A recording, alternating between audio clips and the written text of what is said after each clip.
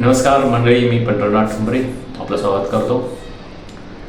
आपल्या राज्यात देशामध्ये सर्वात मोठा पक्ष म्हणून सध्या भाजप आहे. गेल्या काही वर्षातील वाटचाल 25 ते 30 वर्षामध्ये भाजपाने एक मोठी घोडदौड केली. 2 खासदार असताना भाजपाने सर्वात मोठा पक्ष असलेल्या काँग्रेसला मागे टाकत आज भाजपाने नंबर 1चा पक्ष म्हणून आपल्या देशात राज्यामध्ये आगेकूच केलेली आहे. आणि त्यांनी आपल्या सत्तेसाठी इतर अनेक पक्ष फोडले, काँग्रेस फोडली असा आरोप भाजपावर होतो.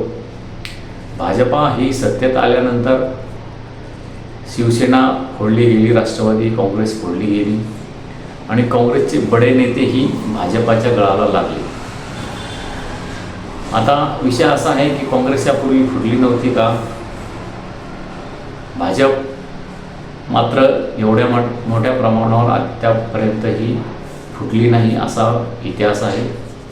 मोजके 1-2 उदाहरण सोडले राज्यामध्ये किंवा देशातही तर भाजप जवळपास फुटलीच नाही असं म्हणता येईल.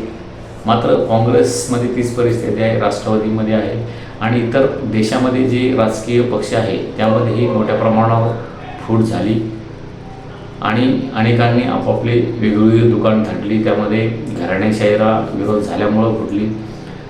आपल्या राज्यामध्येही महाराष्ट्रामध्ये शिवसेना ही मोठा पक्ष होता. राष्ट्रवादी काँग्रेस, शरदचंद्र पवार जे एक हाती राष्ट्रवादी काँग्रेस चालवत होती ती फुटली. त्यांच्या पुतण्या अजित पवार हे बाजूला निघाल्यामुळे पुन्हा एक राष्ट्रवादी जन्माला आली.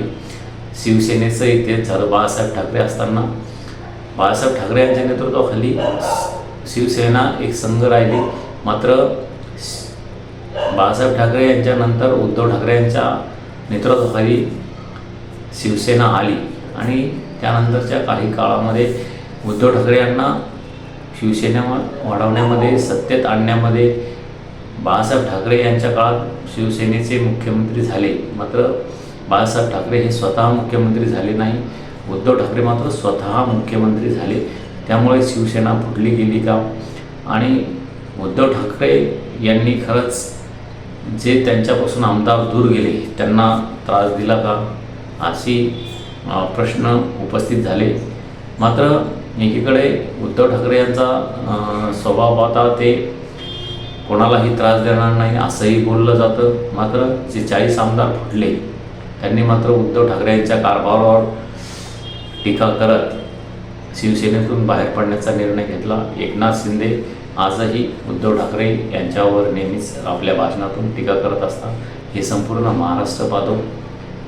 राष्ट्रवादी काँग्रेसचं तेच झालं. एक हाती सत्ता शरद पवार यांच्या हातात असताना, एकादशाही असताना त्यांचा स्वतःचा पुतण्या भाजपासोबत गेला आणि राष्ट्रवादी काँग्रेस फुटली. आता भाजप का फुटत नाही असा एक सवाल उपस्थित होतो, सर्वसामान्यांना पडतो.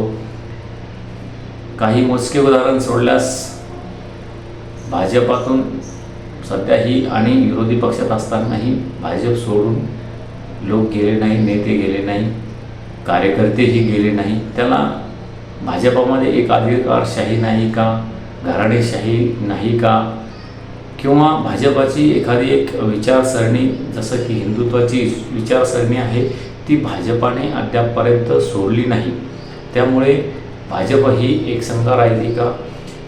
की राष्ट्रीय सेवक संघाचा भाजपावर वर्चस्व आहे. राष्ट्रीय सेवक संघ म्हणेल तसंच भाजपा वागतं का? त्यामुळे भाजपा फुटत नाही का? भाजप हा पक्ष जो आहे तो राष्ट्रीय सेवक संघ RSS चालवतो का? त्यामुळे भाजप फुटत नाही का? अशा अनेक चर्चा, अनेक मतमतांतरे मांडली जातात. मात्र खरोखरच भाजप अद्यापपर्यंत का फुटली नाही? इतर अनेक पक्ष फुटले. देशामधील जे घराणेशाहीने चालत होते ते सर्वच पक्ष जवळपास फुटले. ज्यांची एकाधिकारशाही होती त्यांच्यामधून अनेक जण बाहेर पडत जे मजबूत झाले त्यांनी आपला स्वतंत्र असा स्वतःचा पक्ष काढला.